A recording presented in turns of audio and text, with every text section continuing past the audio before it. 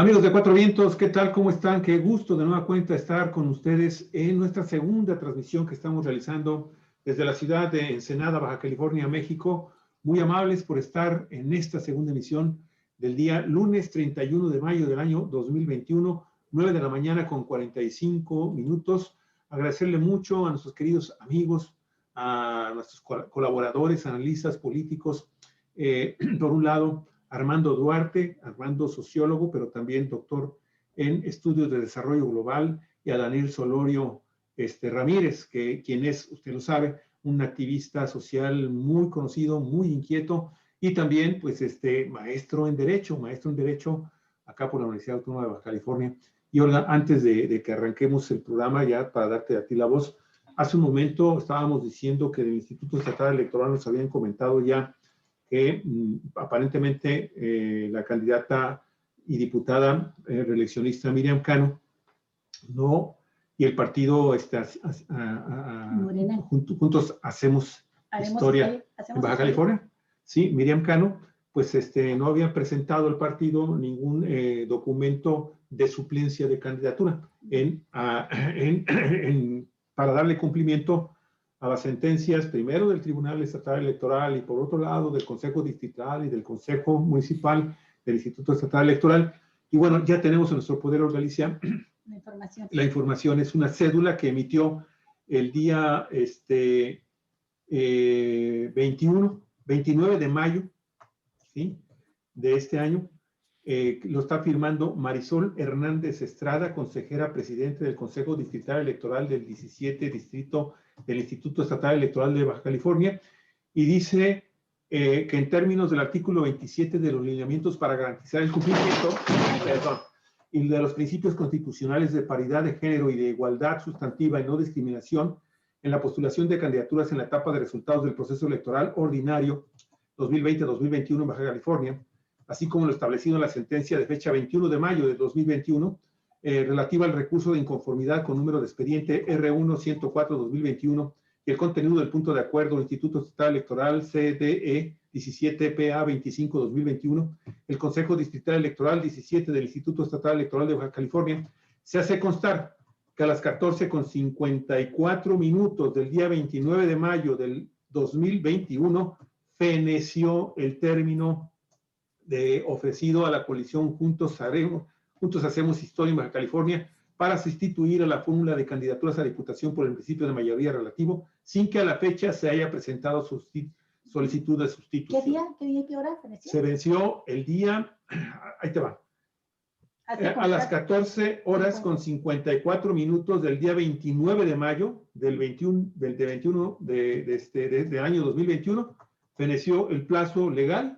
Y bueno, pues esto evidentemente significa que la diputada reeleccionista de este distrito por la coalición, simple y sencillamente se va directo a la sala regional del Poder Judicial de la Federación. Y bueno, amigos y amigas, esto abre la enorme interrogante que nos poníamos en este momento. ¿Morena tiene o no tiene candidato entonces en este momento para el distrito 16? Sin duda, ella va a aparecer en la boleta y dependiendo de lo que resuelva la Sala Regional Guadalajara del Tribunal Electoral del Poder Judicial de la Federación, se va a saber si se queda Miriam Cano, en caso de que se modifique el acuerdo, la sentencia y el acuerdo del Consejo Distrital, o si, pues, simple y sencillamente, entonces se desaparece, si se ratifica, entonces Miriam Cano no es candidata y pues Morena, entonces, al ya no tener candidata sustituta en este momento, porque ya venció el plazo oficial para hacerlo, pues finalmente se queda pues, sin candidato y sin votación. Bien, vamos a ver esto con nuestros analistas. Muy buenos días, Armando Duarte, maestro de Sociología. Buenos días, maestro en Derecho, Daniel Solorio. Bueno, pues estamos entrando ya a la recta final de esta campaña electoral y ya la víspera prácticamente de la elección, un domingo más, el domingo próximo, tendremos los comicios para elegir gobernador, diputados locales, federales y regidurías y presidencias municipales y sindicaturas. Una elección muy grande, Armando, una elección que que va a hacer historia por muchos aspectos que ya los iremos mencionando en el transcurso de este programa. Pero sí me gustaría conocer la opinión de ustedes de cómo llegamos a esta fecha ya, a la puerta de la elección en Baja California y la referencia nacional. Y esto que mencionaba Javier forma parte muy peculiar, particular, de lo que son las elecciones en cuanto a las políticas afirmativas, las acciones afirmativas para los indígenas, que pues está en litigio. Y en efecto, lo último que nos quedamos la semana pasada, pues fue la sentencia del tribunal y también el acuerdo del comité distrital con una orden, ¿verdad?, instrucción conforme a la ley a Morena para que demostrara la calidad de indígena de la fórmula por el distrito 17, perdón, local, o cambiara a sus candidatos. No se hizo ni uno ni lo otro y no sabemos cuál es la calidad que tiene ahorita Morena en este distrito. Estimado Daniel, si tiene o no candidato. Fíjate, Daniel, que ahorita platicábamos con unos representantes indígenas y nos recordaban casos en los que sí había tomado ya protesta un candidato, creo que fue el de Arregui, Miguel Arregui, y en el último momento incluso ya estaba él habiendo tomado protesta, listo para iniciar sus trabajos como legislador, y la sala superior del Tribunal Electoral fue en su contra y fue sustituido. Entonces creo que con esto nos entró ya la duda, Daniel, de que si se queda una candidatura que está impugnada y si al final viene una sentencia en contra, si continúan que haya tomado protesta. Pero por lo pronto, esta situación. Y Armando, me gustaría saber tu opinión también de qué está pasando en Morena, cómo tomaron este asunto, quién decide ahí, por qué decidieron, si lo tomaron y lo analizaron, por qué decidieron continuar como están y no acatar la decisión del tribunal y el acuerdo del Consejo Distrital de sustituir la candidatura. Pues la pregunta las dejo así abiertas, Armando, en ese sentido, y contigo, Daniel, en el aspecto jurídico. Empezamos, Armando, si quieres, contigo. ¿Cómo no? Buenos días, Daniel. Buenos días, Armando. Olga. La noticia al interior de Morena fue recibida de distintas formas. Para nadie es desconocido, o para muy pocos es desconocido, que han existido al interior de Morena diversos criterios en relación con la forma como se llevó a cabo este proceso de selección de candidatos. Una vez pasado este periodo, la gran mayoría de los militantes de Morena cerramos filas en torno a las decisiones tomadas, pues con estas asignaturas que deberán retomarse una vez terminada la elección, a efecto de que se pueda discutir ampliamente al interior del partido y se puedan tomar en su momento las medidas necesarias para ir perfeccionando los mecanismos internos de Morena. Entonces, algunos grupos lo tomaron a bien, algunos grupos lo tomaron a mal, que era una más de las acciones del Instituto Electoral en contra del partido, lo cual tiene en cierta forma pues algún sustento por los antecedentes que se han presentado, ¿no? En torno a la cancelación de candidaturas de Morena. Somos el partido al que más candidaturas se le han cancelado en este proceso electoral. No obstante, que los otros partidos han incurrido en las mismas o en peores faltas que el propio partido Morena, lo que refleja una postura bastante parcial del organismo electoral, en este caso el Instituto Nacional Electoral, el Instituto Estatal y finalmente los tribunales electorales. ¿Cuál es la situación en este momento? Si quienes debieron tomar la decisión de la sustitución, que en este caso le corresponde a la Comisión Nacional de Elecciones, que es un órgano central del partido, y decidieron no hacerlo, es porque no se acepta la decisión del tribunal y se acogen al derecho de recurrir esta sentencia del tribunal estatal ante el órgano superior, que sería en todo caso el tribunal electoral.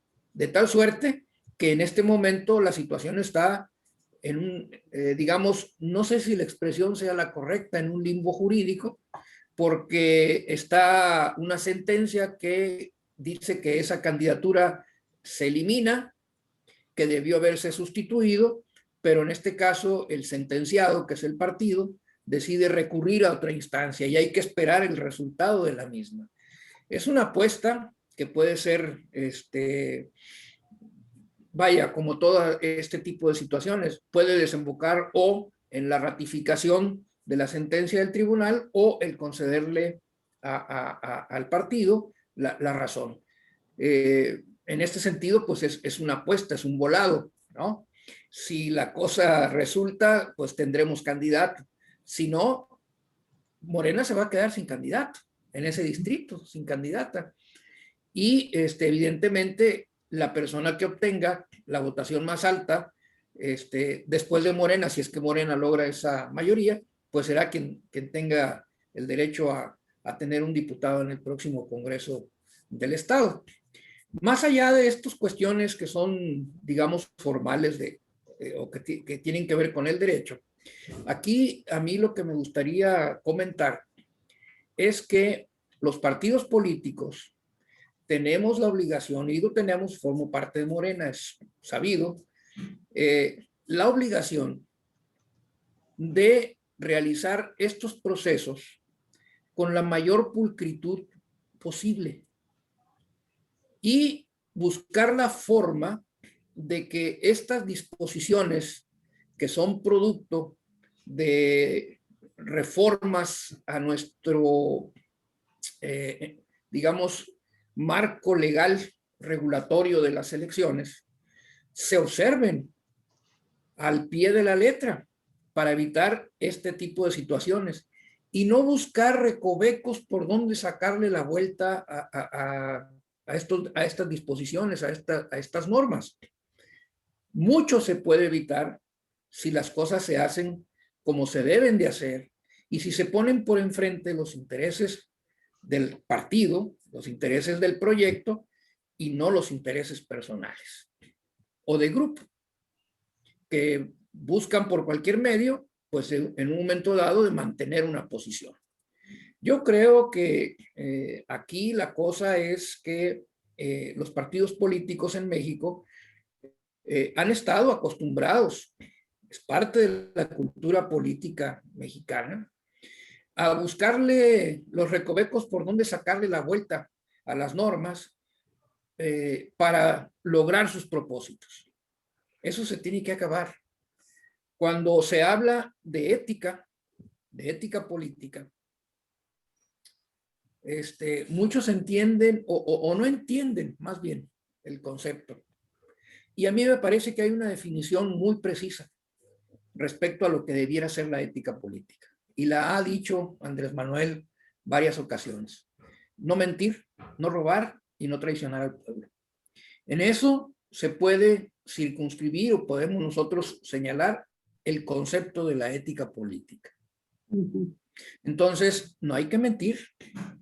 Si se presentan documentos apócrifos, se miente. Si a sabiendas de que no se es parte de una comunidad indígena, se pretende presentar pruebas de que se está mintiendo. Se engaña al pueblo. Y de alguna manera se traiciona a ese pueblo porque se le da la vuelta, se le pretende, digamos, dorar la píldora en aras de un objetivo que no necesariamente es el objetivo del proyecto, el objetivo del partido. El objetivo del partido es, en este caso Morena, en Baja California, ganar la mayoría en el Congreso y de ser posible todo las diputaciones de mayoría. Bueno, pues esta circunstancia nos está colocando ante el hecho, ante la posibilidad, si se ratifica la sentencia del tribunal y si no se registró una sustitución, ante el hecho de que allí vamos a perder una diputación. ¿Eso va a favor del interés del partido? Por supuesto que no. ¿Y cuál es entonces la razón para esa actitud? Yo no la entiendo, ¿verdad? No la entiendo. Como no entiendo que no se hayan hecho las cosas con la suficiente claridad, no se fue lo suficientemente escrupuloso en el proceso, tanto de selección como de registro de los candidatos. Aquí hay muchas cosas que pueden ir, digamos, en descargo de quienes en un momento dado pudiesen tener la responsabilidad, pero a final de cuentas la responsabilidad existe. Sí. Y a mí me parece que en este sentido, la Comisión Nacional de Elecciones, el Comité Ejecutivo Nacional de Morena, incurrió en deficiencias en la instrumentación del proceso. Y las consecuencias, pues las estamos viendo. Sí, y ahora a mí me queda la duda. Primero que nada, Armando, te agradezco mucho la manera tan clara y congruente con la que tomas este asunto, porque nos ha tocado hablar con gente de Morena y le da rodeos y ya fuera de libreta, como decimos los periodistas, nos dicen, es que yo estoy totalmente en contra. Hemos hablado con mucha gente de Morena que dice que se le cae la cara de vergüenza, una expresión muy de Daniel Solorio, pero no es solo con él, a Daniel lo dice públicamente. Con otras personas que dicen que se les cae la cara de vergüenza por todo esto que hubo de la usurpación de calidad de indígenas en las candidaturas y que pues era una oportunidad de oro para Morena, para mostrar una congruencia total de lo que predica a favor de los pueblos indígenas, de la gente que más sufre discriminación, y pues la dejó, no solamente la dejó pasar, sino que queda con un mal precedente en este tema, ¿no? Entonces, primero que nada, te agradezco esa claridad y aplaudo de veras la manera en que tú haces la autocrítica también. Me queda la duda, ¿quién está tomando las decisiones en Morena? Porque la orden era para Morena, concretamente, que sustituyera estas candidaturas. Tengo entendido que de acuerdo con la ley, y tenían que haberla sustituido en un plazo que ya venció, como nos dice Javier en este comunicado que nos hacen llegar, y que si vence el plazo para cambiar la candidatura, efectivamente Morena corre el riesgo de que los votos que iban para el candidato de Morena, si se permanece el nombre de Miriam sin que haya una sentencia en contra de la que ya hay, ¿verdad? Es decir, que la sala regional o la sala superior no eche abajo la sentencia del Tribunal Electoral de Baja California, pues esa candidatura se pierde, esa votación se pierde y esa diputación se pierde para Morena. Entonces, creo que pudo haber hecho perfectamente Morena algo que el viernes pasado platicábamos con el líder mixteco Fidel Sánchez Gabriel.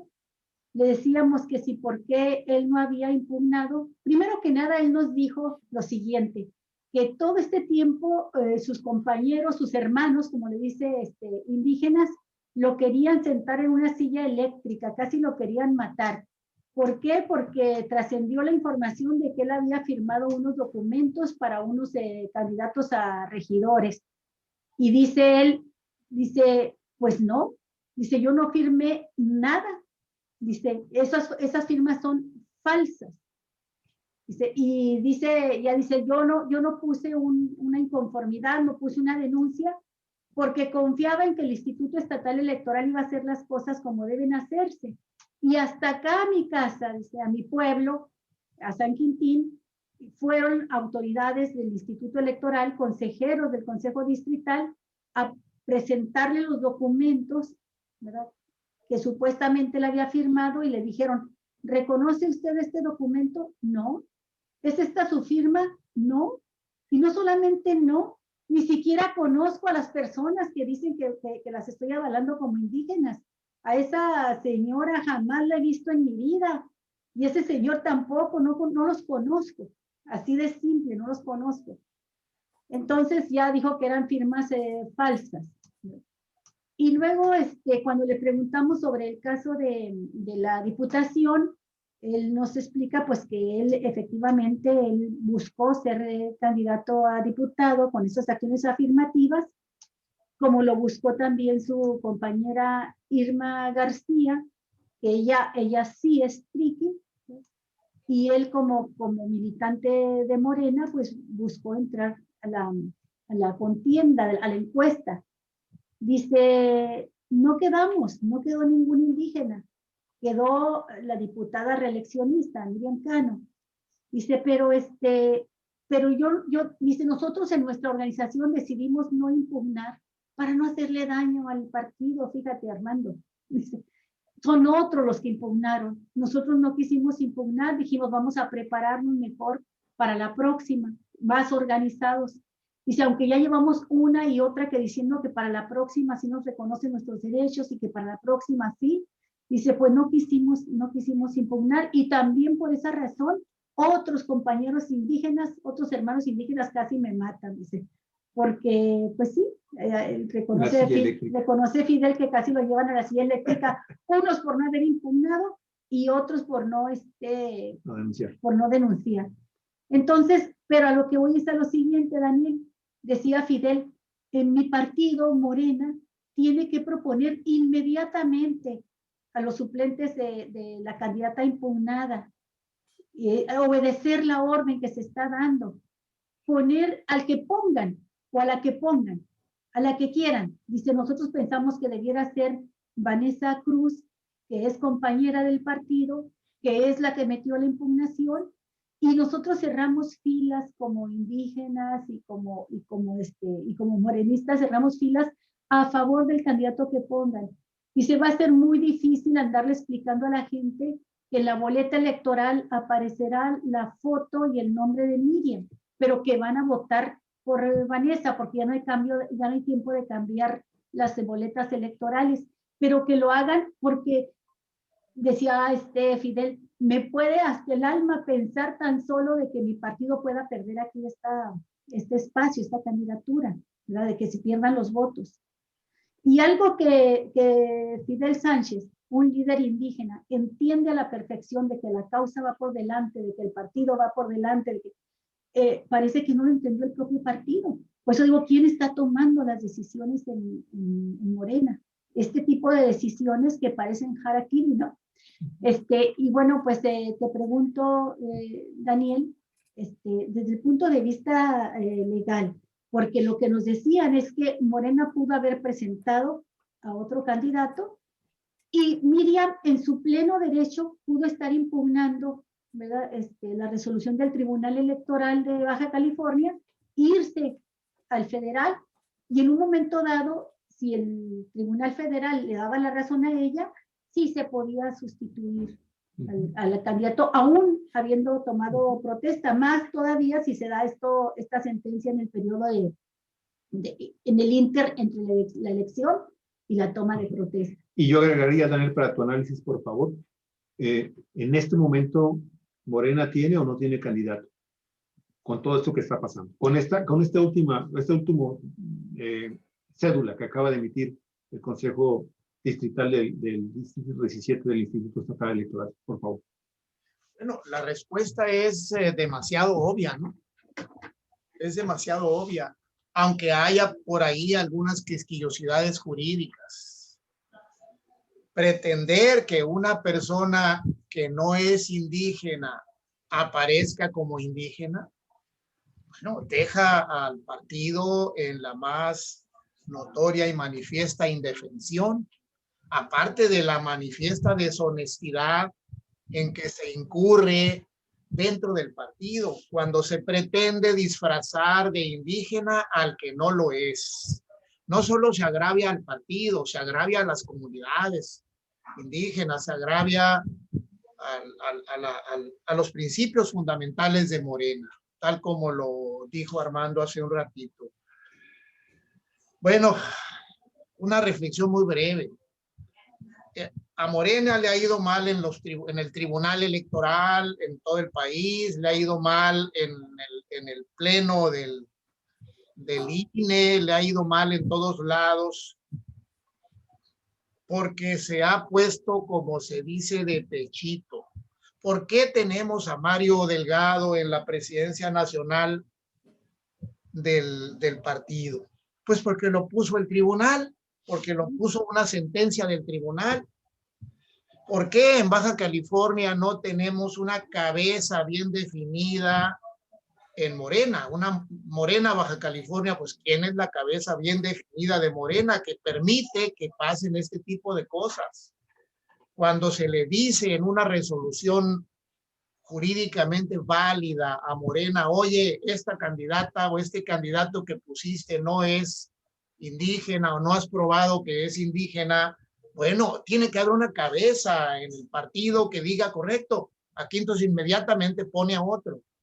Inmediatamente pone a otro porque se trata, como decía Olga, que lo expresó Fidel Sánchez Gabriel, pues el partido tiene que estar por enfrente, esa posición es del partido y tiene que haber una cabeza del partido que diga, bueno, a reserva de si Miriam o no Miriam, o Rigoberto o no Rigoberto, lo que sea, ahí va, este es el candidato de Morena en este momento. Pues ponga un indígena. Si se está diciendo que tiene que ser un indígena, pues ponga un indígena, aquel que nadie tiene duda de que es una persona de origen indígena, tal como manda la ley y tal como manda la razón, y para lo cual se crearon las llamadas acciones afirmativas o acciones positivas. Me parece que, por otro lado, no puedo omitir hacer una referencia a Miriam Cano, una reeleccionista, como bien decías tú, Luis, hace un ratito, una reeleccionista. Uno de los principios fundamentales del constitucionalismo y del sistema político mexicano es la no reelección. Y tenemos un gran profesor que está dando cátedra todos los días desde la más alta tribuna de la nación diciendo no a las reelecciones. No seamos amigos de las reelecciones. Y sin embargo, dentro del partido tenemos a una Miriam Cano y tenemos a un Molina y tenemos a otros que van tras la reelección impúdicamente. Termino mi intervención diciendo lo que digo cada rato, no me canso de decirlo.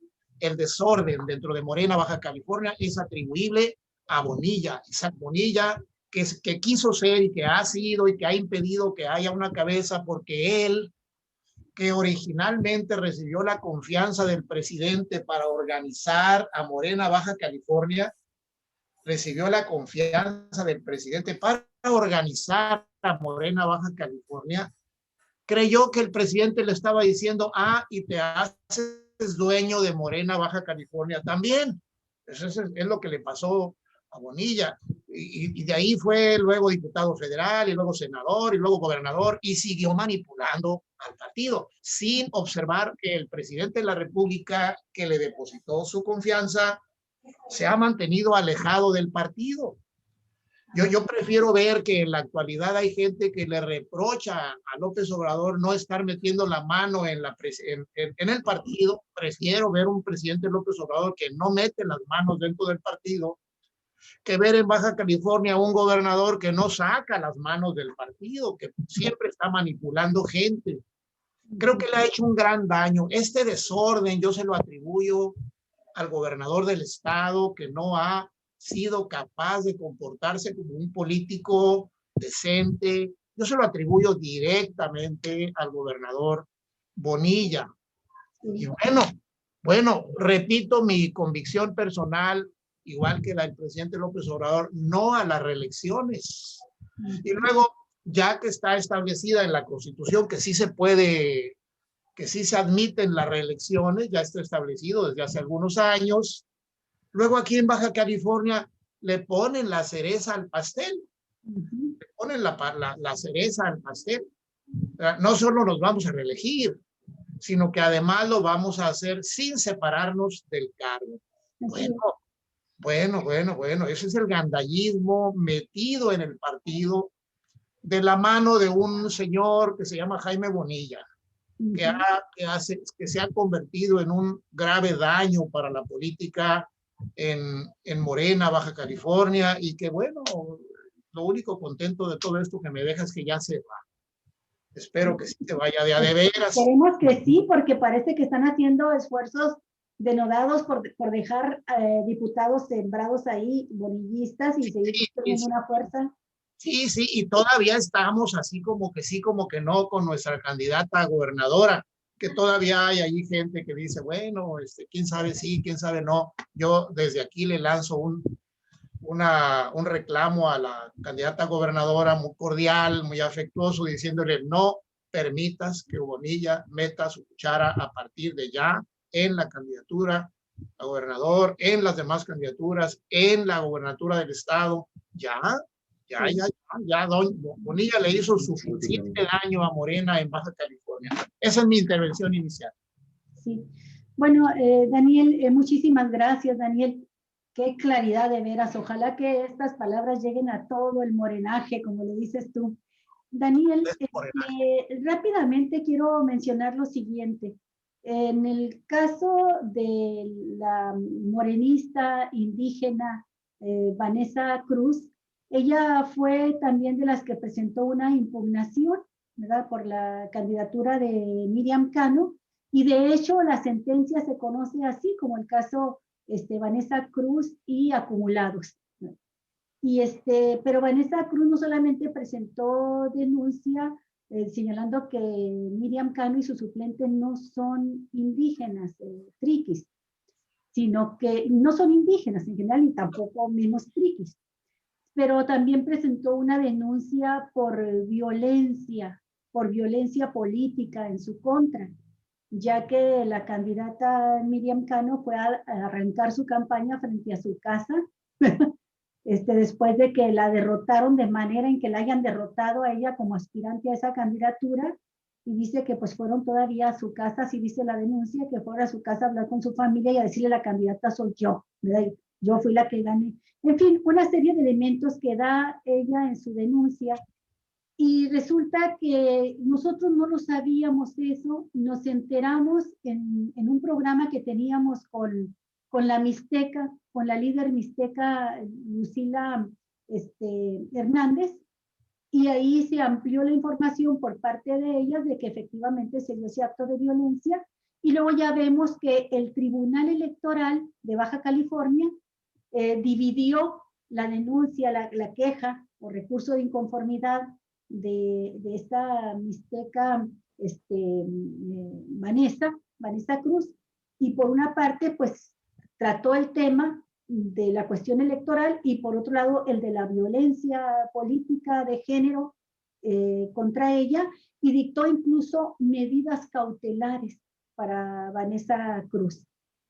Esto lo quiero mencionar porque rápidamente ya nosotros estamos tomando también nuestras propias medidas. Hemos visto que se nos está amenazando, se está diciendo que van a ejercer también denuncias contra Cuatro Vientos, contra Javier Cruz y contra tu servidora Olga Aragón, acusándonos. Que me anoten entre los denunciados. Por parte de, esto lo ha estado mencionando la gente más cercana a Miriam Cano, y bueno, hay una retahíla de insultos que han estado dirigiendo contra nosotros porque tratamos este tema, y la gente cercanísima, que al parecer ya es muy poca, a Miriam Cano, han estado diciendo que van a proceder en contra nuestra, que todo a su tiempo, y de mequetrefes y otros insultos no nos bajan. Nosotros no hacemos nuestro trabajo para que nos elogien o para que nos quieran. Hacemos el trabajo con una ética profesional, pero tampoco estamos y nos vamos a quedar indefensos. Ya nos estamos asesorando, Daniel, ya tenemos el apoyo y la respuesta. Vamos a recurrir al mecanismo de protección a periodistas, que depende del subsecretario de Gobernación, Alejandro Encinas, que es una persona a la que además yo conozco desde los años 70, Así es que pues ahí no tenemos mayor problema para hacer esta solicitud. Y también vamos a pedir la intervención de la Comisión Nacional de Derechos Humanos, porque tenemos francamente temor, preocupación por nuestra integridad física, no nada más la denuncia. Y sabemos pues que detrás de algunos personajes políticos están otros que muchas veces se conducen como una mafia. Y entonces no queremos nosotros, ya tenemos mucha experiencia de personas, compañeros muy queridos, que por no protegerse les ha costado pues agresiones y les ha costado a veces la vida, sin ánimo de exagerar, pero tampoco queremos echar en saco roto las experiencias que tenemos de nuestros compañeros que pues han sufrido agresiones, ¿no? Por hacer su trabajo. Entonces, lo queríamos mencionar rápidamente. Y pues sí, sí, Javier, sí, yo quería comentar algo, mi estimado. Mira, lo que yo noto ahorita en este momento, ahora que ya está confirmado que la coalición Juntos Hacemos Historia en Baja California, encabezada por Morena en el estado, no presentó candidatos sustitutos ahí en el distrito 17 y ahora pues todo indica que esto se subió ya a la sala regional del Poder Judicial del Poder Electoral del Poder Judicial de la Federación. Oye, pero aquí ahorita lo que está sucediendo en este momento, lo que estoy dando cuenta en el chat, es una enorme incertidumbre de la gente.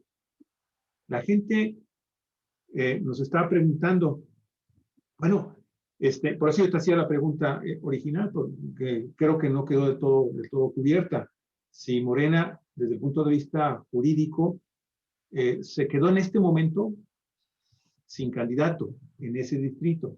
Y segundo, la pregunta que estoy viendo aquí, que mucha gente, varias personas nos están haciendo es, ¿qué va a suceder entonces con el día de la elección, el próximo domingo 6 de junio?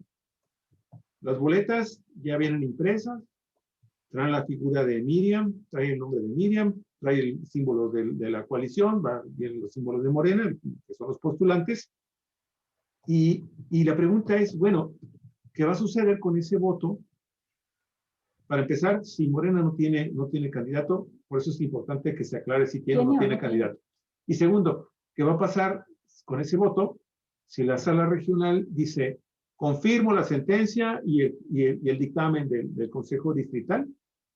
¿Y qué va a pasar con ese voto si la sala regional dice, modifico esto que ordenaron?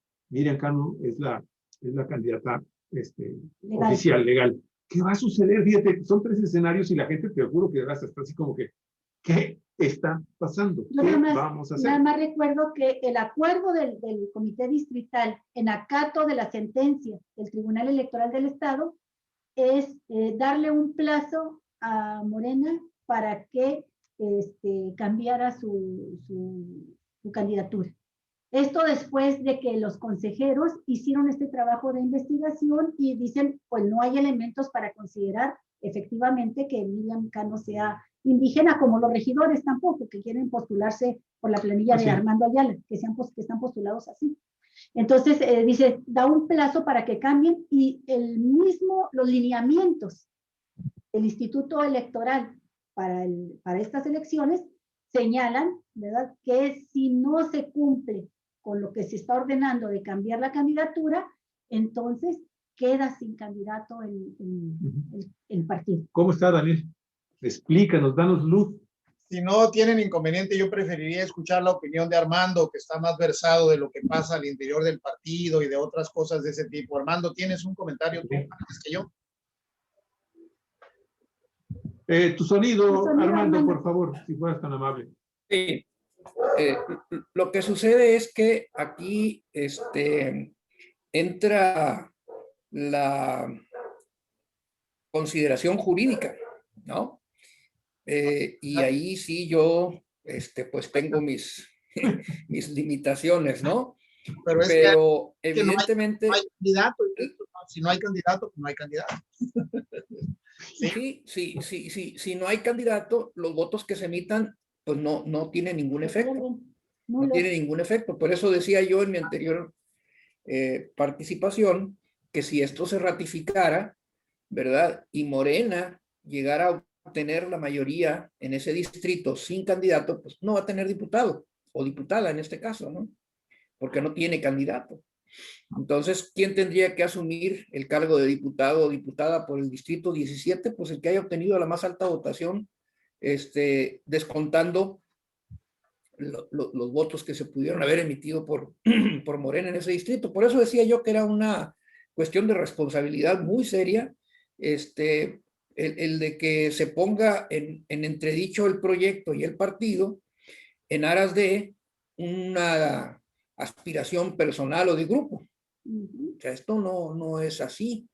Debieron, por eso hablaba yo de ser escrupuloso en las decisiones y en el manejo que se haga de todo esto, porque pues es prácticamente como echar un volado, y la verdad es que no creo que las cosas estén como para andar echando volados.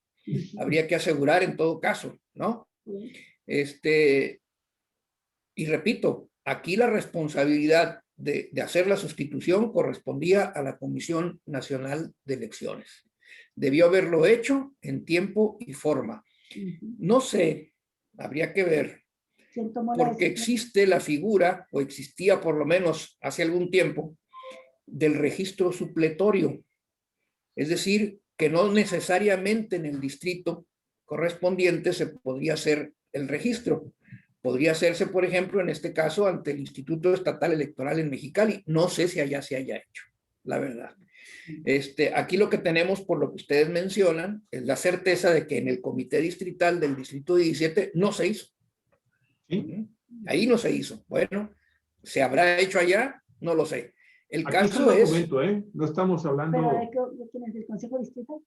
¿El Consejo Distrital? Sí, es el lo que que está diciendo lo que está diciendo Armando es que posiblemente... Sí, este es el del distrital, ¿no? Ah, ok. Sí, entonces aquí la cuestión está en que es necesario ver esa situación, pero más allá de todo eso, ¿verdad? Lo que esto está poniendo en evidencia es esta circunstancia que por desgracia sigue subsistiendo hasta en partidos como Morena, en donde se da una situación que no debió haberse presentado si las cosas se hubiesen hecho de acuerdo con lo que establece la norma, apegándose, repito, a esos principios éticos: no mentir, no traicionar al pueblo y no robar, ¿no? Y entonces, esa es la ética. Sí, Armando, ya que lo mencionas, bueno, no podemos dejar de decirlo, que bueno, estamos hablando ahorita, y yo lo quiero subrayar así, mencionamos el caso de Miriam Cano, no porque sea una mujer, carajo, de veras, que salgan con que es violencia de género. No, se trata, para empezar, se trata de los casos que están sucediendo ahorita en Baja California, de que no se respeta la acción afirmativa a favor de los indígenas. Es el personaje político con mayor poder, porque es para el cargo de los más grandes, de los que están ahorita impugnados, una diputación, y es una diputada que además está haciendo campaña sin dejar sus funciones de diputada, es decir, va por la reelección. Pero también está el caso del del líder campesino que se postuló por el Partido Encuentro Solidario, Rigoberto Campos. Y casi todos ponemos la atención en estos dos casos, pero hay una gran cantidad, Armando, de postulados por varios partidos para regidores, y que tampoco cumplieron, como es el caso también, hablamos de Ayala y hablamos de Ensenada por razones obvias. Estamos en Ensenada, se trata de aquí, de este municipio, y porque se trata también de un presidente municipal que está buscando la reelección, y porque es de Morena, porque de Morena es de quien se esperan los cambios. Los demás no nos sorprende tanto las sinvergüenzadas, pero de Morena se espera que cumpla lo que promete de ser el partido de la esperanza. Y Javier, bueno, me gustaría pasar a los siguientes. Sí, nada más, porque forma parte de esto que estás comentando, y también, Armando, mira, nosotros en otra ocasión hemos dicho que Cuatro Vientos desafortunadamente no ha tenido el tiempo ni el personal para podernos dedicar a ver otros casos que se sentenciaron en el Tribunal Estatal Electoral y que fueron ratificados esa sentencia en las instancias de los consejos, tanto del Consejo General como de los consejos distritales. Pero mira, ya tengo la documentación y hoy voy a escribir la información de que también el partido de la coalición Va por Baja California, ¿sí?, presentó cuando menos 5 aspirantes también a regidores en Tijuana y en Mexicali, que ya fueron sancionados también con lo mismo, se les dio a los consejos por parte de la sentencia, fue darle a los consejos distritales y al Consejo General que verificaran la documentación porque no era insuficiente total, lo que ya saben, ¿sí? Eran cosas totalmente incompletas, ¿sí? Usurpación de calidad indígena. Los consejos generales, los consejos distritales han ratificado esa sentencia y también le dieron a esta coalición, ahí está el Partido de Acción Nacional, el Partido de la Revolución Democrática, el Partido Revolución Institucional, ahí están también, aquí en el Senado hay otro, después, pero que también del PRI. Y en este momento se les dio un plazo legal para que estos personajes presentaran otra documentación y que también la coalición Va por Baja California presentara una sustitución también de estos candidatos y tampoco se ha hecho ninguna notificación oficial de si cumplieron o no cumplieron con ambas resoluciones, la sentencia y los consejos distritales. Y bueno, el consejo distrital, al final de cuentas, es el que emitió la sustitución de Miriam Cano.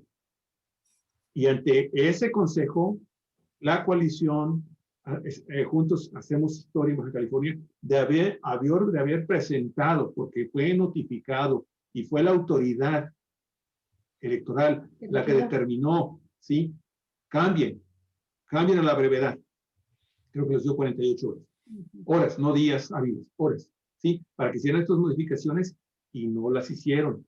Por eso es que, en lo personal, yo considero que el que debe de notificar eso y el que está dando finalmente la validez y la certificación de que la coalición no presentó a la fecha que hemos visto ahí, ¿sí? No presentó esa fórmula suplatoria y entonces, pues, por eso se abre la posibilidad de que en este momento, aparentemente, no hay candidato nuevo. Pero bueno, porque tampoco sabemos si Miriam Cano se fue al tribunal, a la sala regional, porque no hay información. No hay información. Así es. Imagínate no informar nada al electorado cuando estamos al 15 para las 12. Bueno, y a propósito del 15 para las 12, bueno, nada más, esto fue no nada más con los indígenas. Tenemos entendido, la información que tenemos es que en el caso de la planilla de Ayala, tampoco es cierto que la persona discapacitada que está ocupando ese espacio esté discapacitada, que era un espacio para los discapacitados, y que tampoco es cierto que sea gay la persona que están postulando como parte de la diversidad sexual. En fin, esa es la información que nos da, nada más que no hay, hasta donde sabemos, no hubo recursos de inconformidad en ese sentido, pero tampoco son discapacitados y tampoco son gays. Bueno, los regidores que se están postulando. Dicen que el que se postula tiene una novia desde hace siglos, pero ya no entremos a lo personal. Vayamos a lo que está sucediendo ya en el ámbito más abierto, Armando, Daniel, de cómo estamos llegando, cómo llegan las fuerzas políticas a este momento ya con sus cierres de campaña y en la recta final ya para el día D, el próximo domingo, día de las elecciones. Cómo llegan las fuerzas políticas en su conjunto y, por supuesto, el interés fundamental. ¿Qué está en juego? ¿Qué es lo más importante? ¿Y cuál es, desde sus puntos de vista, el razonamiento, la reflexión del voto que debemos hacer los ciudadanos? ¿Quién se avienta? Daniel. Bueno, está en juego la cuarta transformación que encabeza el presidente López Obrador de manera directa en la elección de diputados federales. Ahí está la clave en Baja California, la parte que a Baja California le toca de preservar, de defender, de cuidar el proceso de la cuarta transformación en la que creemos millones de mexicanos. Eso es por lo que se refiere a los diputados federales. Por lo que se refiere al resto de las candidaturas a diputados locales, a regidores, está también en riesgo la cuarta transformación, el proyecto de la cuarta transformación, porque las reformas constitucionales necesitan el aval de los congresos de los estados, necesitan gente convencida de que el proceso de cuarta transformación que encabeza el presidente también debe ser apoyado en las legislaturas de los estados. Y bueno, eso es fundamentalmente lo que está de por medio. Y repito, Morena tiene que aprender la lección de que necesita una cabeza en cada estado. Aquí no tenemos una cabeza, que yo sepa, no tenemos nadie. Como bien decía Armando, esto le correspondía a la Comisión Nacional de Elecciones, pero la Comisión Nacional de Elecciones está en la Ciudad de México. Y todo el bagaje, todo el equipaje político que se necesita para que la Comisión Nacional de Elecciones tome una decisión de poner esto a más tardar tal día, nombrar a fulano, sustituir a perengano, pues eso es responsabilidad de un dirigente de partido en Baja California confiable y con buena comunicación con el centro del país. Me apena muchísimo, no, me apena muchísimo y no dejo de restregárselo a Jaime Bonilla, porque él es el responsable principal del daño que se le ha hecho al partido. Yo se lo repito cada rato, nunca he tenido oportunidad de decírselo personalmente, pero bueno, se lo mando a decir por todos lados. Gracias. Gracias. Armando. Bueno, yo quisiera iniciar con una reflexión breve sobre el sentido de la votación, en términos generales. Hay la opinión muy difundida entre la población, entre los electores, de que cuando elegimos a una persona. Y esto es cierto parcialmente. Elegimos a una persona, pero que esa persona representa algo. Entonces, no solamente votamos por la persona, sino que votamos también por lo que representa. Y lo que representa en nuestro sistema político tiene que ver con su adscripción política e ideológica. Es decir, un programa que se encuentra detrás de la persona. Entonces, cuando la gente dice, aquí votamos por las personas, es una afirmación que limita, acota el sentido verdadero y amplio de lo que es el voto. Votamos por la persona, pero votamos también por el programa, por lo que esa persona representa en términos de su filiación política e ideológica. En este caso, en esta elección, en particular en esta elección, en donde no es un tema de continuidad simple y sencillamente, es un tema de transformación, es un tema en el que se está haciendo un cambio, se están confrontando más que personas, proyectos. Es decir, en esta elección tiene más peso no la persona, sino lo que representa, el proyecto que representa.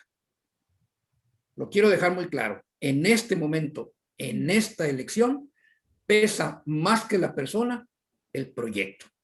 Y entonces, cuando nosotros vamos a la casilla, recibimos nuestras boletas, en este momento lo que tenemos que ver no es el nombre, tenemos que ver el proyecto que representa.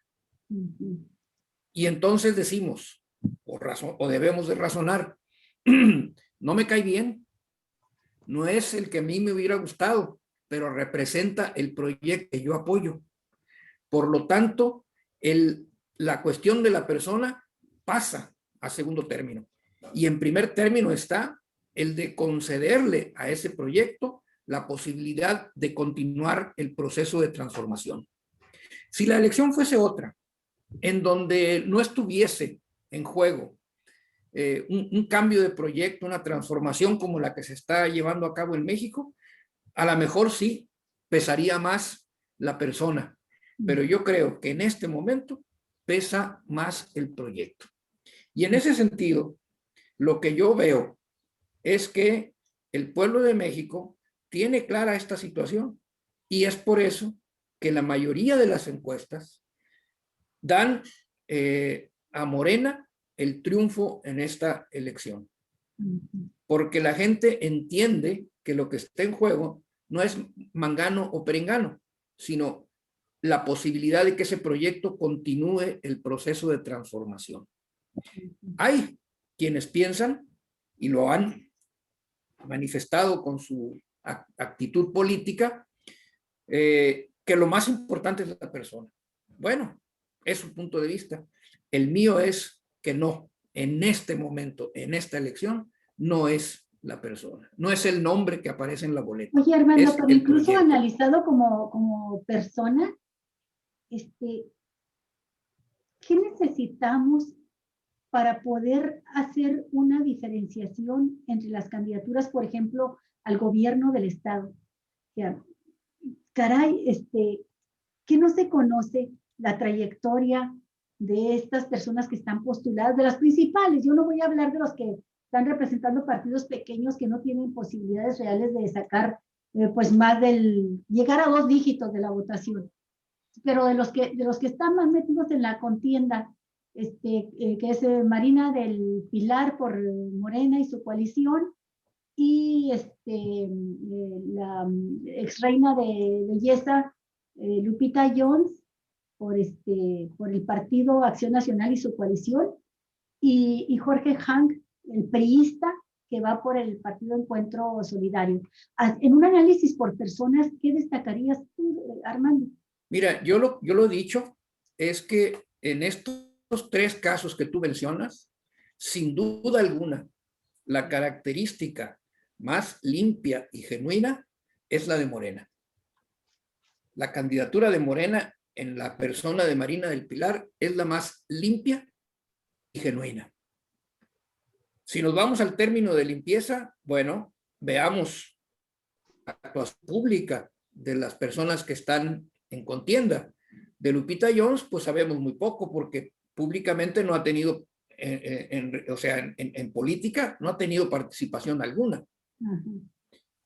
En el caso de Hank, lo comentamos la semana pasada. Ahí no se puede hablar de un personaje con una trayectoria limpia. En el caso de Marina del Pilar, ella surge en Morena. Todas sus campañas han sido, cuando ha sido candidata por Morena. Y en su desempeño como funcionaria pública, no ha habido ninguna demanda que se sustente, que se base en pruebas de que haya hecho un manejo deshonesto de las finanzas públicas. Entonces, es una candidatura limpia. Y en cuanto a lo genuino, bueno, pues Hank es priista, no es del PES, por favor, ¿no? No es un genuino candidato del PES. Lupita Jones, pues es Miss Universo, pero no es militante del PAN, ni es militante del PRI, ni es militante del PRD. No es una candidatura genuina. Marina del Pilar ha sido siempre de Morena, ha estado siempre como candidata de Morena, ¿verdad? Y en ese aspecto es la candidatura más genuina. Entonces, pónganlo sobre la mesa, señoras y señores. ¿A quién van a elegir para gobernar este país? Perdón, este estado. A personas que no son ni limpias ni genuinas, o a la única candidatura, en este caso, que es limpia y genuina, auténtica, que es el caso de Marina del Pilar por Baja California. Y Daniel, tú mencionaste en tu primera intervención de entrada y directo que lo que está en juego es pues la propia cuarta transformación. ¿La descarrilan o avanza hacia su consolidación? Y en este sentido, ¿qué significa el voto por los diputados federales? ¿Para ti es la elección más importante, Daniel, a nivel nacional, obviamente? Bueno, es importantísima la próxima integración de la Cámara Federal, de la Cámara de Diputados Federal, porque ahí se toman las decisiones importantísimas en materia de presupuesto nacional, que son el tema principal de los debates constantes, cómo se reparte el dinero, a quién se reparte el dinero de la nación. Y tenemos un compromiso ya establecido en la Constitución de cubrir los programas sociales que ya están establecidos en la Constitución en favor de los más vulnerables, de la gente pobre, de los estudiantes, de los ancianos, que ya hay que proveerles esos fondos. Hacen falta votos en la Cámara Federal constantemente. También hace falta, por supuesto, una serie de reformas constitucionales, porque se trata de mantener el cambio, la transformación pacífica. Hay que subrayar, estamos viviendo una revolución pacífica. La palabra revolución asusta a algunos porque siempre la palabra revolución hace pensar a mucha gente en rifles, en pistolas y cañones, y no. Estamos hablando de una transformación pacífica encabezada por un presidente cuyo signo principal ha sido el pacifismo, la serenidad en las decisiones, y eso hay que apoyar. Pero también es, por supuesto, importantísimo quiénes van a ser gobernador en los estados, quiénes van a ser gobernadores, quiénes van a ser diputados, porque las reformas en los estados también requieren diputados comprometidos con la cuarta transformación. Bueno, es importantísima la decisión que viene en el próximo domingo, que son ya las elecciones. Y bueno, hay que acudir a votar. La invitación por mi parte a todo mundo es, bueno, voto parejo es la decisión que yo estoy recomendando desde hace mucho a todo mundo. Creo que coincido con millones de mexicanos, porque efectivamente, tal como lo decía Armando, hay candidatos que no nos gustan, que preferiríamos que fueran otros, pero son los que tienen el deber de apoyar el proceso de la cuarta transformación, que es este cambio pacífico en favor de los desfavorecidos de siempre. Pues es mi intervención. Agradezco mucho. Sí, me gustaría que abordáramos también un aspecto de esta contienda, que son los grupos fácticos de poder. En estos días, todos sabemos, se movieron en un siguiente paso las fuerzas empresariales agrupadas en Coparmex, lanzando la consigna de que los patrones tienen que hablar con los trabajadores y orientarlos sobre la necesidad de que reflexionen muy bien su voto. ¿Qué significa eso? ¿Y qué significa eso también dentro de este alineamiento que parece darse con medios como esta portada y este texto que publicó, iba a decir periodístico, que publicó El Economista, The Economist, en el que prácticamente le hace un llamado a los mexicanos a que no voten por el populista Andrés Manuel López Obrador, y que además alinea, ¿verdad?, al gobierno de Estados Unidos, pues diciéndole que ponga en orden lo que está sucediendo en México, ¿no? Esto lo hablo yo por comentarios, o por análisis que he escuchado, porque obviamente no he leído el texto original, que además se publica en inglés, y me hace gracia esa publicación en inglés dirigida a los electores mexicanos. Yo no sé a cuánto llegue a sus manos un ejemplar de Economist, pero ¿qué significa eso en este alineamiento de poderes fácticos que trasciende fronteras en un llamado a votar en contra del partido que representa, al que pertenece el presidente de la República? Armando. Bueno, debo reconocer que tampoco he leído el artículo de The Economist. No sé si hay una versión en español, o dónde se pueda conseguir, porque la verdad, a lo mejor en internet, ¿no? Sí, ahí está, digamos, sin falta. Te metes ajá, al periódico y nada más le pones traducir en español y ahí sale el resultado. Bueno, voy a buscarla y hago el compromiso de leerla. Yo también lo que he escuchado ha sido o lo que sé del artículo es lo que he escuchado por comentarios editoriales en uno y otro sentido. Pero miren, hay un dicho que dice las cosas de donde vienen, ¿no? Hay que tomar las cosas de donde vienen. ¿Y qué es The Economist? Pues es una revista cuyos propietarios son la familia Rothschild, uno de sus principales accionistas, ¿no? Y todos sabemos quiénes son, bueno, debiéramos saber quién es la familia Rothschild, ¿no? Es una familia que desde hace ya muchos años, pero muchos años, desde el siglo XVIII, se ha convertido en una de las principales propietarias de capital financiero internacional. Nada más y nada menos son los principales accionistas de BlackRock, que es esta sociedad de inversión que agrupa enormes capitales y que prácticamente ha sido señalada como la principal fuerza dentro del capital financiero internacional.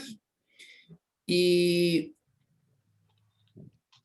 es tan antigua esta revista que Carlos Marx la leyó en el siglo XIX, ¿verdad? Y tuvo un comentario al respecto y dijo, es la vocera del capital financiero internacional. Entonces. Y entonces, bueno, ¿qué está diciendo ahora The Economist? Pues que López Obrador representa un peligro para México, ¿no? Muy, ¿cómo se llama? Muy original. Muy original, ¿no? Y que en consecuencia llama a los mexicanos a no votar por López Obrador y su proyecto. Y aquí, conociendo estos antecedentes de esta revista, ¿cuál podía ser la conclusión? A ver, ¿estamos dispuestos a seguir el consejo del capital financiero internacional? Si todos sabemos que el capital financiero internacional ejerce sobre las economías de todos los países una coerción y una presión muy fuerte para que dirijan sus actividades económicas en el sentido de los intereses de ese capital financiero internacional, no en función de los intereses del propio país, sino en función de los intereses del capital financiero internacional. ¿Vamos a aceptar ese consejo? Yo diría, pues simplemente viendo de dónde viene, habría que rechazarlo sin duda alguna. Y habría que actuar en sentido contrario. Es decir, si The Economist llama a no votar por López Obrador, yo diría, ¿qué le conviene al pueblo de México? Votar por el programa de López Obrador, apoyar al partido de López Obrador. Es como si mi enemigo me dice, no hagas esto. Bueno, lo lógico es, si mi enemigo me dice que no lo haga, lo tengo que hacer, ¿no? Y si estamos en esta lógica, bueno, si identificamos específicamente para dónde juega el capital financiero internacional, para dónde juega esta, digamos, fuerza económica mundial que es la familia Rothschild, el capital financiero internacional, bueno, pues entonces juguemos para el lado contrario. Si ellos quieren meter el gol en la portería, ahorita que está de moda, en la portería del lado derecho, bueno, vayamos mejor y metamos el gol en la portería del lado izquierdo, ¿verdad? Porque seguramente si seguimos el consejo de ellos, nos va a ir mal, porque a los que les va a ir bien es a ellos. Sí. Oye, pero incluso con sus argumentos, Armando, porque apenas también la semana pasada nos llega la información de romper récord de la inversión extranjera directa en México.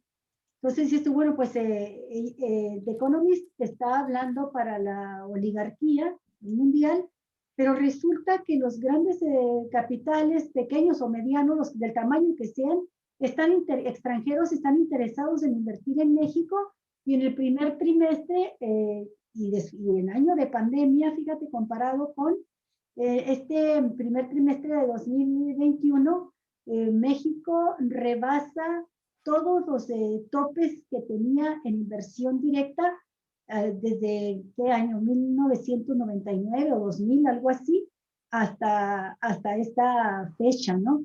Hay una precisión ahí, ¿eh? Una cosa es la inversión extranjera directa y otra es la inversión extranjera financiera. Ya, ok, entonces hablas de la financiera, que entra mucho capital especulativo. Y Exactamente, esta porque el extranjera capital directa financiero es productiva, es a las áreas concretas de la economía. Pues mejor todavía, fíjate, porque México estaba en el lugar 11 y en este trimestre logró ser ubicado en el lugar 7. Es decir, avanza 5 lugares en México. Esta inversión, que es mejor aún porque es inversión productiva de capital extranjero y que sucede en años de pandemia. Entonces, creo que el presidente López Obrador tiene razón de ponerse muy contento cuando da estos datos que vienen pues a darle en la torre a los argumentos de que es un espantainversiones. Sí, y la precisión que hacía es porque el capital financiero es inversión especulativa, no es la que genera empleos directamente, sino que ellos invierten en deuda. Compran certificados o bonos gubernamentales, prestan dinero para hacer inversión pública o privada, pero ellos no invierten directamente. Ellos van por cuánto interés o cuánto retorno me ofreces o me garantizas, ¿no? A mi inversión. Y entonces, es una inversión altamente especulativa, que está basada también en ciertos criterios, en la lógica de cómo funciona el capital financiero. Por ejemplo, cuando una calificadora, que son sus agentes, dice que un país no tiene grado de inversión y te bajan la calificación para que tú tengas acceso al financiamiento internacional, te exigen mayores intereses. ¿Por qué? Porque supuestamente el riesgo de prestarte dinero es mayor, ¿no? Y entonces se dan casos, por ejemplo, en donde a México, gracias a las calificadoras, nos cuesta 20 veces más caro pedir prestado que Estados Unidos o algún país europeo como Alemania, por ejemplo. Entonces, este es lo que está detrás de esa actitud reacia de Andrés Manuel de contratar financiamiento externo. Es que para nosotros es muy caro pedir prestado en el extranjero. A nosotros nos cuesta 20 veces más que lo que le cuesta a Alemania pedir prestado en el extranjero. Por eso ellos se pudieron endeudar en la pandemia para tratar de sacar adelante su economía. Y México dijo no, porque a la larga va a ser más costoso, porque el servicio de la deuda se nos va a hacer tan pesado que entonces sí, las posibilidades de que el gobierno invierta se van a ver sumamente reducidas debido a que va a tener que pagar más por intereses y por el servicio de la deuda en su contra. Sí, si estuviéramos ahorita con ese pago de intereses, si nos hubiésemos endeudado, como lo pedían muchos el año pasado para estas fechas o el primer trimestre con la pandemia, estaríamos en una situación sumamente crítica. Yo quiero que abordemos otro aspecto, Daniel, que es el del... ¿Ya no está Daniel? ¿No está Daniel? Parece ser que ya se retiró. Bueno, pues Armando, me gustaría que abordemos otro aspecto que es el de la democracia, la dictadura, la tiranía. Forma parte medular del discurso de la oposición. Dice Felipe Calderón, el 6 de junio se decide entre democracia y dictadura. Y bueno, forma parte de este constante señalamiento por parte de los opositores. No, parece que no hay más propuesta que el estar señalando que hay que detener el avance de López Obrador, de Morena, porque si no México se descarrila, se va hacia la dictadura. Y también se parece mucho esta frase de Calderón a lo que dijo The Economist, que dice que López Obrador es un peligro para la democracia. ¿Qué hay de esto, Armando? ¿Cómo lo ves? Bueno, de entrada diría otra vez, ¿no? Pues las cosas de donde vienen. Felipe Calderón hablando de democracia, por favor. Si llegó al poder a través del fraude más escandaloso que ha habido en la historia de nuestro país, demostrado, fundamentado con pruebas, hasta con la propia resolución del Tribunal Electoral que admitió la injerencia directa del presidente de la República, en este caso Fox, para favorecer a uno de los candidatos en la contienda. Y a pesar de todo, validan la elección, ¿no? O sea, Calderón hablando de democracia, híjole, el burro hablando de orejas, ¿no?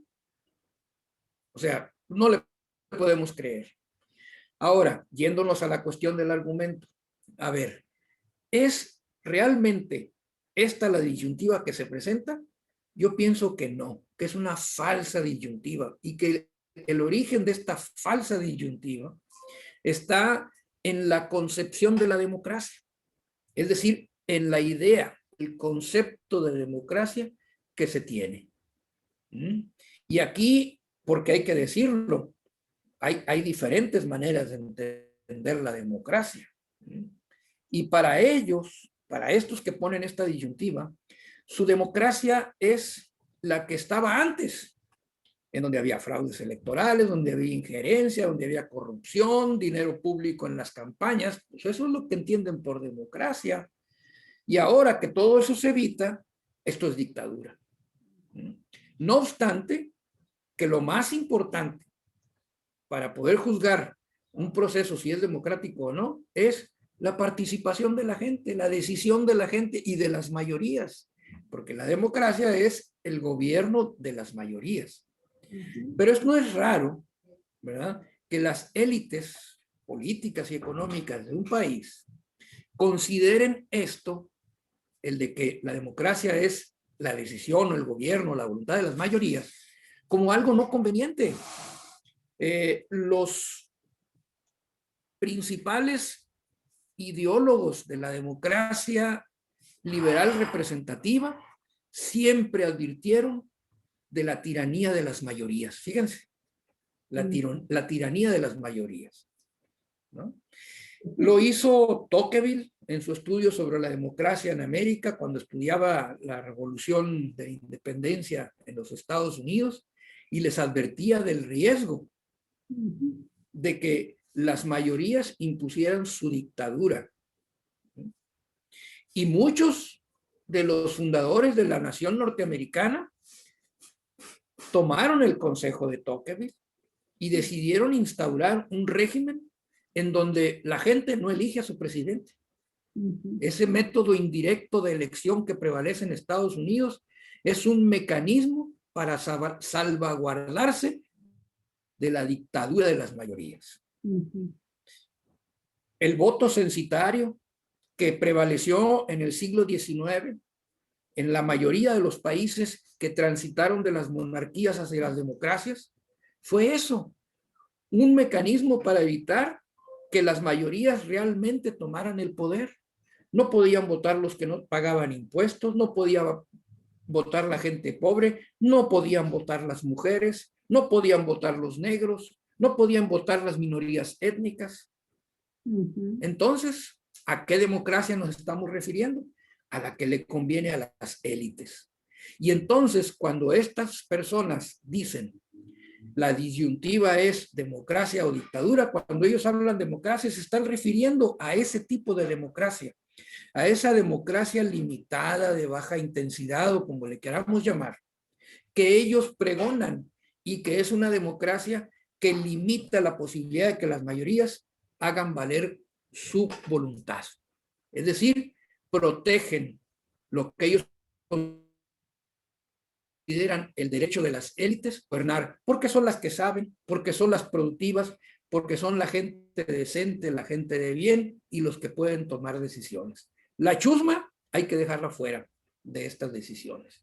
Entonces, Fernando, pues eso entonces es lo que ellos hace tiempo que por... entramos al populismo, desde que se dio el voto universal, directo y secreto a todos los ciudadanos y calidad de ciudadanos a todos los habitantes. Lo que pasa es que ellos han aceptado el voto universal porque han encontrado otros mecanismos que les fueron eficaces durante un tiempo para manipular a las mayorías, como era, por ejemplo, el controlar sus conciencias a través de la educación, a través de los medios masivos de comunicación y de otras instituciones.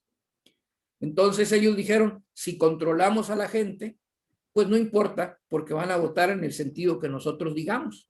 Pero cuando la gente se empieza a rebelar y empieza a votar en el sentido contrario, se les prenden los focos de alarma y entonces sí, empiezan a hablar y a decir que la democracia está en peligro.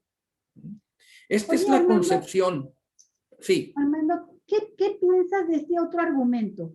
Lo escuché en gente del PRD, del PAN, en analistas que participan en otros programas, que dicen que México está ahorita en un momento similar al que estaba en 1997, cuando el voto ciudadano le quita la mayoría al PRI en la Cámara de Diputados y que lo deja como una primera minoría, y que de ahí se arranca un proceso democrático que no debe frenarse en el país. Equiparan aquellos tiempos, aquella Cámara, aquel país gobernado por el PRI con lo que sucede hoy. Y te lo pregunto porque pareciera, hacen sinónimo de democracia el hecho de que no sean del mismo partido quien tenga el gobierno, el ejecutivo, y quien tenga el legislativo. Y ese comentario lo veo multiplicado por algunas personas en redes sociales, donde llaman a votos cruzados, llaman a votar de manera tal que se le quite la mayoría a Morena. ¿Cuál es tu análisis respecto a esto? Porque cuando hablan de una dictadura, pues omiten el hecho de que más de 30 millones de mexicanos decidieron darle la mayoría a Morena y llevar a la presidencia a López Obrador. Pues mira, que ese argumento es falso, pues, porque no es un argumento democrático. Fíjate la concepción de democracia que significa esta postura. Ellos entienden como democracia si un partido está en el ejecutivo, pero la oposición tiene el legislativo. ¿Eso es democracia? No. ¿Eso es división de poderes? No necesariamente. ¿Por qué? Porque el sentido de la democracia es la voluntad de la mayoría. Y si la mayoría quiere que el presidente y el Congreso sean del mismo partido, eso es la democracia. Y entonces colocar, es que la existencia de esto no permite. Claro que permite. El tema es que lo que tiene que hacer la oposición es convencer a la mayoría. Y claro, eso es lo que están tratando ellos de hacer, con argumentos falaces, pero están tratando de convencer a la gente de que les dé más poder en el Congreso. Pero no porque eso sea democracia, sino porque eso es lo que conviene a sus intereses. Entonces, ese argumento es un argumento falaz. Ahora, habría que ver, ¿no? Por ejemplo, cuando esto sucedió, ¿cuántos años tenía el PRI en el poder? Más de 60 años. Pues casi 70 años. ¿Cuántos años tiene en el poder Morena? 2 años y cacho. O sea, no hay punto de comparación. O sea, tratar de utilizar eso como argumento para justificar lo de ahora es francamente un salto mortal, un triple salto mortal sin red abajo. Es un dislate intelectual y político. Totalmente. No hay manera de sostener ese argumento. Comparar a Morena con el PRI, por favor. Y luego el PRI comparándolo y poniéndose del otro lado, pues por favor, ¿no? Entonces, o sea, ¿qué piensan? ¿Que la gente no se da cuenta?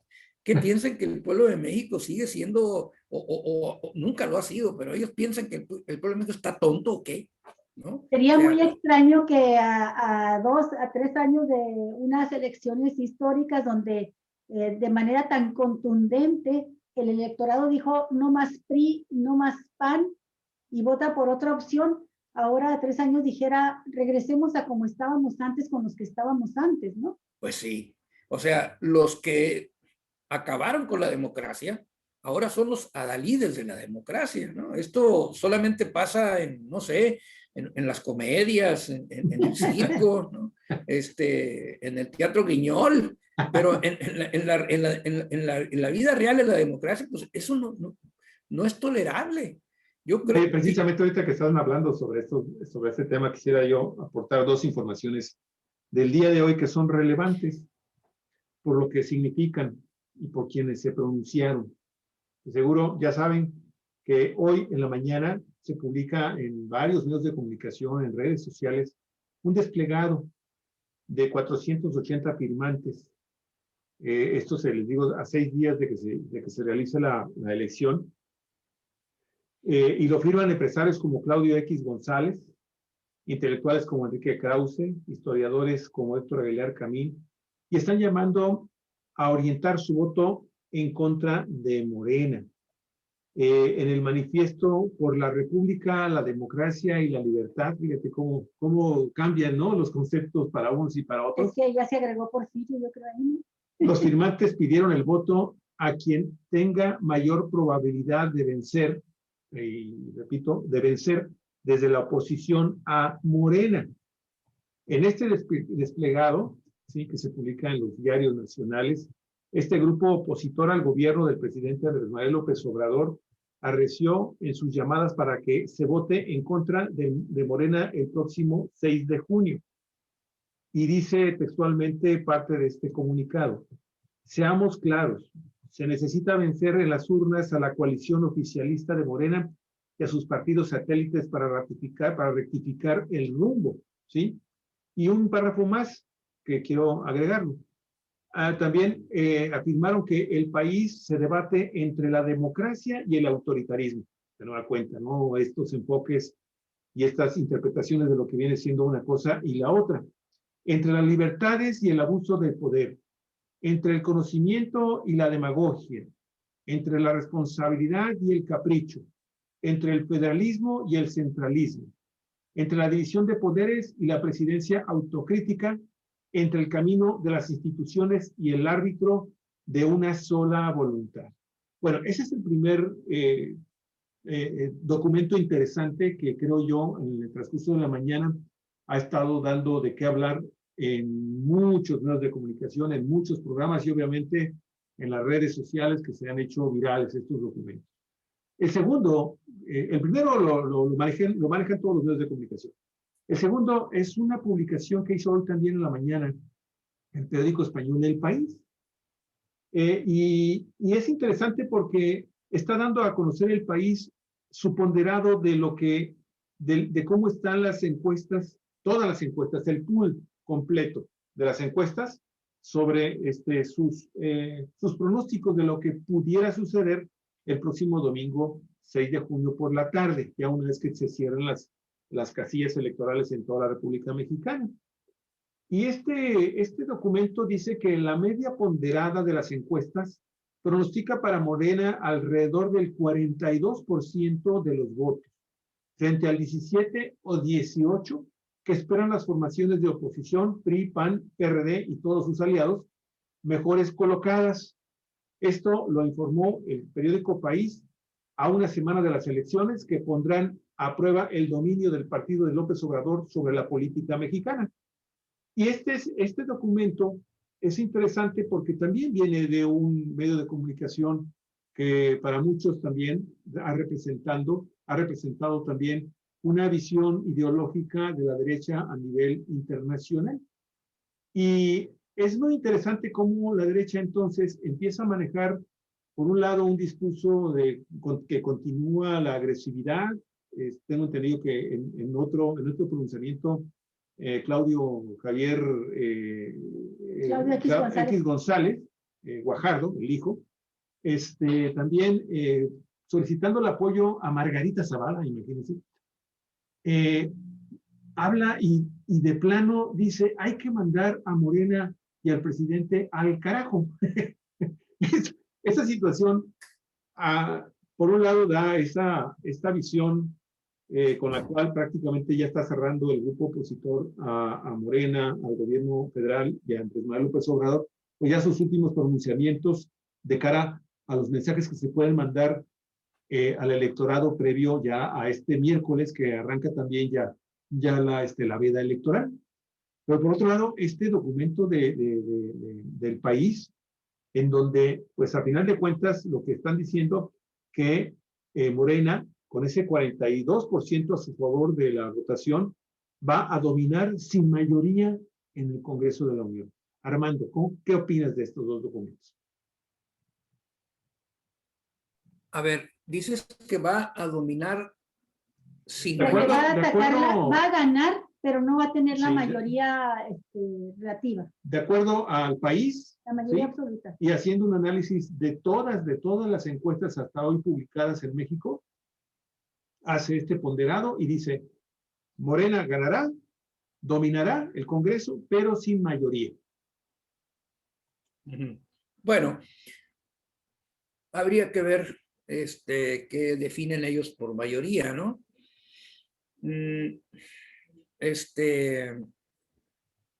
Quisiera aquí yo traer a colación una expresión de un profesor de estadística que tuve hace algunos años, que decía que la media era muy oportunista, ¿no? Porque siempre se iba para donde había más. O sea que un solo valor que se ponga por encima jala el promedio en esa dirección. Por eso hablaba del oportunismo, ¿no? Lo decía con otras palabras, pero no quisiera mencionarlo porque está muy de moda el tema de los derechos de la mujer, ¿no? Pero decía, es oportunista, la media, ¿no? Entonces, a lo mejor el promedio no nos dice lo que realmente está sucediendo. Pero bueno, tomémosla por cierta, que Morena ande en el 42% de las preferencias electorales, ¿no? Pensar que las preferencias electorales en esa dimensión corresponden estrictamente a el resultado en cantidad de curules es también un error, porque la composición del Congreso no se establece en función del porcentaje de votos obtenidos, sino que se basa en la cantidad de triunfos de mayoría que obtienes, más aquellos que te corresponden por representación proporcional. Quiere decir entonces, por ejemplo, que en un supuesto del 42%, Morena, llegando al límite de la sobrerepresentación que permite la ley, que es el 8%, con el 42% puedes tener el 50% de los votos. Exacto. Perdón, de las curules. De los escaños. ¿No? Es decir, la mayoría. Y que eso te permite tener mayoría relativa. Por eso cuando ellos hablan va a dominar sin mayoría, no entiendo muy bien a qué se refieren, porque no necesitas tener más del 50% para en un momento determinado tener la mayoría en las decisiones que hay en el Congreso. Por esto que les digo. 251 diputados, ¿no? Ajá, exactamente. 500. Entonces, es muy probable, y yo las encuestas que he visto, varias encuestas, pues he visto de todo. He visto desde aquellas que hablan de que Morena sí va a tener la mayoría absoluta, es decir, más del 51% de los diputados, juntando sus aliados, ¿no? Y que tal vez ande cerca, y ahí está la incertidumbre, ande cerca de la mayoría calificada. Sí. Y te puedo mencionar quiénes. Bueno, Posnitovsky, El Financiero, que no se puede decir que son encuestadoras muy afines a la Cuarta Transformación, ¿no? El Excelsior. Entonces, fíjate que tienes razón, Armando. Tienes razón, sí. Porque aquí mismo en Oráculos, por ejemplo, es que dan los resultados por partidos. Y en Oráculos, este ponderado del que habla Javier menciona que Morena tendrá 40%, pero habría que sumar a eso, le atribuye al PT 4%, ya son 44%. Y luego al Partido Verde Ecologista 5%, ya serían 49. Es lo que se plantea, ¿no? Al PRI le da 17, al PAN 16 y al PRD 5. Entonces, pues prácticamente está a la mitad.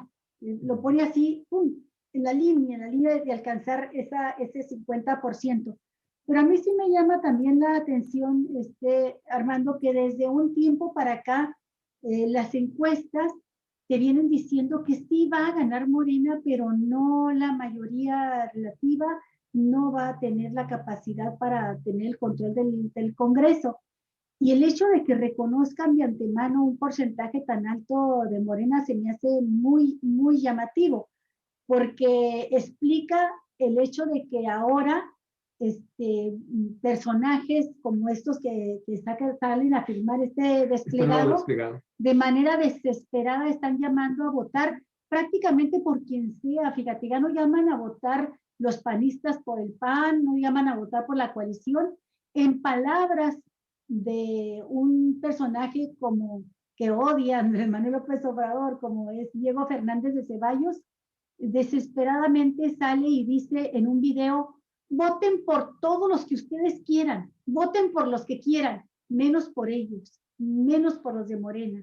Un panista llamando a que voten por cualquiera, menos por Morena. Pues es eso que dices, ¿no? Es la desesperación de ver que no ha tenido éxito su campaña sucia, su campaña negra. Y bueno, eso también se está expresando en estos movimientos que ha habido recientemente de declinaciones, ¿no?, de candidatos. Por ejemplo, lo que pasó aquí en Baja California, en donde el PRI, por ejemplo, local, decide retirarle su apoyo a la candidata oficial del partido y se va con Han Ronk, ¿no? Porque ven que ahí puede haber más opciones. Y hay una división, hay una fragmentación ya del bloque opositor. No aguantó la situación debido precisamente a la fragilidad de las bases de ese bloque opositor, de esa alianza que constituyeron. Ahora, estaba viendo ahorita la gráfica que tenías ahí de Oráculos. También habría que considerar, por ejemplo, en el cálculo de todo esto, cosa que no hacen estos encuestadores, ¿verdad?, la votación efectiva, que es elimina los partidos que no alcanzan el registro. Y eliminas al partido, eliminas los votos de ese partido, y entonces el cálculo tendrá que hacerse sobre los votos efectivos, es decir, aquellos que sí verdaderamente cuentan. Y si tú eliminas a los partidos que no alcancen el registro, ese 40% se va a ir más arriba, ¿no? Va a crecer, porque va a ser menos la cantidad de votos sobre las cuales tú vas a calcular el porcentaje que obtenga cada partido. Y entonces allí, por ejemplo, en la gráfica estamos viendo que es el 40%, pero el margen de error te sube hasta el 42, me parece, o 43, no alcanzo a distinguir. El oráculo, sí. Sí. Ajá. A eso agrégale la votación efectiva y a eso agrégale que la cantidad de diputados está en función de los triunfos de mayoría y que hay un 8% todavía de mínimo de sobre representación del partido mayoritario, como lo establece la ley. Entonces, bueno, eso te va a aumentar las cosas, ¿no? Yo creo, mi predicción, y es una predicción personal totalmente, ¿no? No pretendo que sea la buena, es mi percepción personal. Morena tendrá más del 50% de los diputados. Morena y aliados tendrán una cómoda mayoría en la Cámara de Diputados. Y eso significa de todos modos probablemente que no la posibilidad de impulsar por sí mismo como fuerza única la mayoría calificada, para reformas constitucionales. Yo creo que no. La mayoría calificada está difícil, ¿verdad? Es posible, pero está difícil. ¿Qué puede pasar? Bueno, habrá que ver a la oposición y su comportamiento, porque si desde ahorita están dando muestras que esa alianza es frágil y se está desmoronando en varias partes del país, y que estos llamados a que voten por el que quieran, pero que no sea de Morena, está hablando de eso, ¿no? De que es una alianza construida sobre cimientos muy, muy frágiles, ¿verdad? ¿Qué pueda pasar en la Cámara?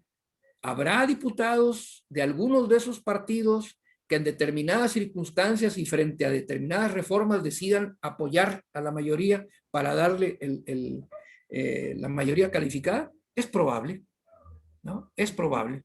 Entonces, me parece que todo esto, bueno, pues forma parte de la natural, digamos, especulación que se hace durante una campaña electoral, pero que hay que tomarlo con reserva, ¿no? Son las opiniones de estas... Y esto, de estas Armando, pues, a final de cuentas, ya estamos a unos 6 días de que esto se defina.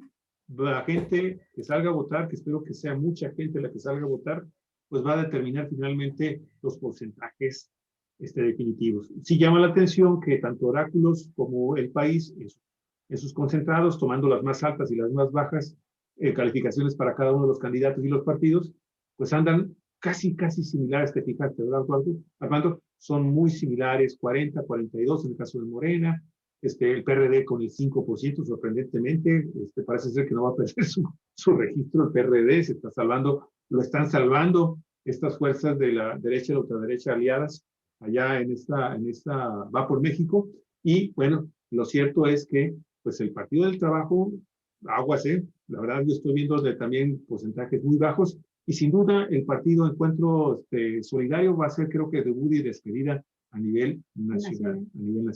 Sí, fíjate, una observación, Armando.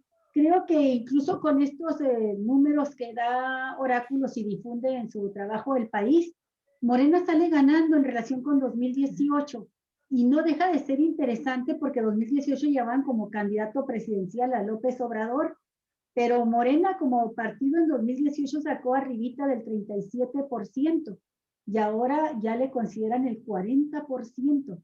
Entonces es un crecimiento que vale la pena tomar en cuenta porque son inversiones de medio sexenio. Y aquí el dato que ya se pronostica por parte de estas encuestadoras es un referente histórico interesante. Hace muchos años que en elecciones de medio sexenio los partidos gobernantes no ganan las elecciones por las diputaciones federales, pierden el Congreso.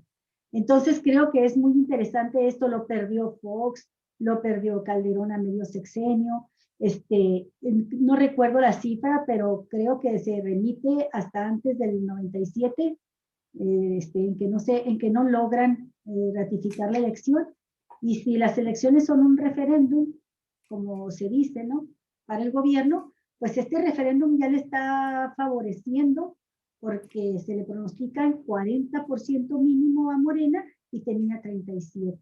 ¿Sí? Muy bien. Armando, ¿algún último comentario, por favor, si fueras tan amable? Estamos por terminar ya el programa. Bueno, un llamado a la ciudadanía a aprovechar esta oportunidad que nos da el que tengamos el derecho de elegir, para que acudamos sin duda alguna a las urnas este próximo domingo y que ejerzan con libertad su voto, que lo hagan sin presiones, sin temores, y que obedezcan a su pensamiento, a su sentimiento, ¿no? El ser humano es un ser, como dijo un sociólogo latinoamericano, es un ser sentipensante, ¿no? Ni solo racional, ni solo emocional, las dos cosas. Entonces hagámosle caso a nuestra inteligencia y a nuestro corazón y vayamos el próximo domingo a votar por aquellos que decidamos que son los merecedores de nuestra confianza. Muy bien, Armando. Pues con esas palabras terminamos, Armando. Me gusta la frase. Sí. Jorge, bien, gracias. Gracias a ti, Armando. Salvador Alfaro, Óscar Alonso Reyes, Juan Martínez, Salvador López, Jesús Arriaga, Itlá Manir, Lupe Díaz, Juventino Dalís, Betty Rodríguez, Vos Romero, José Luis Flores. Muchísimas gracias, José Luis. Vos ya estamos, y ahora tenemos 2 minutos y terminamos, estamos contigo. Benito Cruz, Dávalo Nayeye, Raquel Camacho, César Andrés, mi estimado César, Gandolfo García. ¿Qué tal, Gandolfo? Un abrazote para ti. Sandra Patricia Villanueva, muchísimas gracias. Sandra, muy amable por estar con nosotros también. Carlos Torres también. Muchísimas gracias por tus comentarios. Y a todos ustedes, Lorena López, ¿qué tal, Lorena? Qué gusto saludarte. Gusto saludarte, Santos Salgado. En fin. Bueno, gracias Armando Duarte, maestro en sociología, y gracias también a nuestro amigo Daniel Solorio. No sabemos por qué tuvo que retirarse, al rato nos comunicamos con él. Sí, Daniel. Muchísimas gracias también a Gracias. Daniel por su participación. Hasta Y nos luego. vemos, oye, Gracias, Armando, Armando, hasta luego. nos vemos el próximo lunes, pues ya el tema de cajón, ¿verdad? Los resultados. Resultados electorales. Así es. Ya lo anunciamos oficialmente, amigos y amigas, Cuatro Vientos, próximo lunes a las 9:30, no se lo pierdan, va a ser un programa especial. Creo, estamos buscando que se integre también a la mesa de trabajo, Armando, este analista político tan reconocido a nivel nacional, internacional, que también es colaborador de Cuatro Vientos, Víctor Alejandro Espinosa, el Espinosa, viernes le proponemos. Uf, Ahí nos muy bien, toca programa, de lujo, nos toca programa el viernes, ya estuvimos una vez con los tres cuando hicimos el análisis. Excelente, muy bien. Padre, Nos vemos el estuvo lunes. De la huelga histórica de la UABC. A ver si Ajá. ahora acepta, si tienes chance pues de participar Ojalá. el próximo lunes en la mañana. Cuatro Muy Vientos, periodismo en la red donde todas las voces se encuentran eco, amigos y amigas. Muchas gracias. Denos 2 minutos, 3 minutos, y ya estamos de nueva cuenta con ustedes y nuestro queridísimo amigo, colaborador Vos Romero, sobre temas electorales. Electorales, ahora quiso electoral. Gracias, hasta luego. Hasta pronto.